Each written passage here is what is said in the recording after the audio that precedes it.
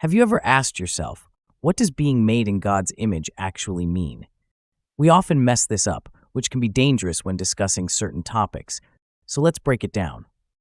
Have you ever created something? Maybe you're a parent, an artist, or a writer.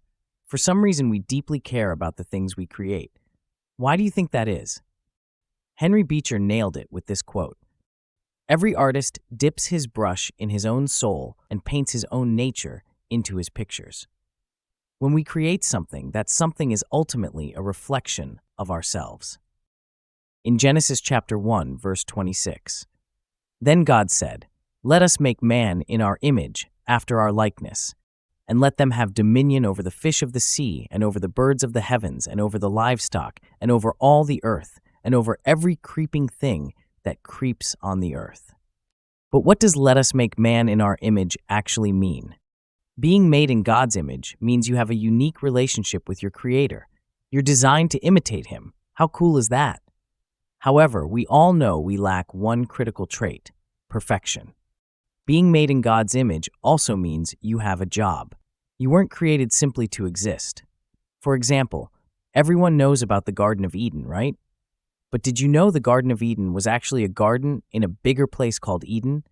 It wasn't the whole of Eden. It was the garden in Eden.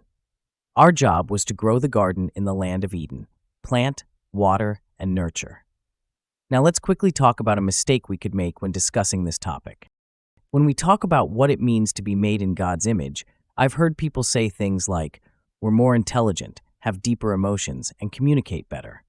Well, that is true, but let me show you why this argument is flawed. Within the human race, is everyone created with the same intelligence level? Obviously not. You probably even think this question is ridiculous, and I agree. Intelligence varies across humans, and even in other species too. I mean, there are even assessments to gauge how intelligent you are. Well, here's an uncomfortable question. If higher intelligence is what made us in God's image, and theoretically some people are smarter than others, does that mean they are made more in His image?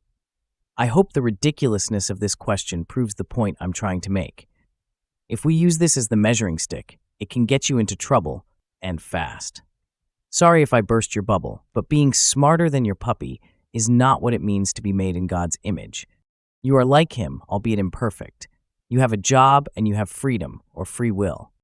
And that's what being made in God's image really means.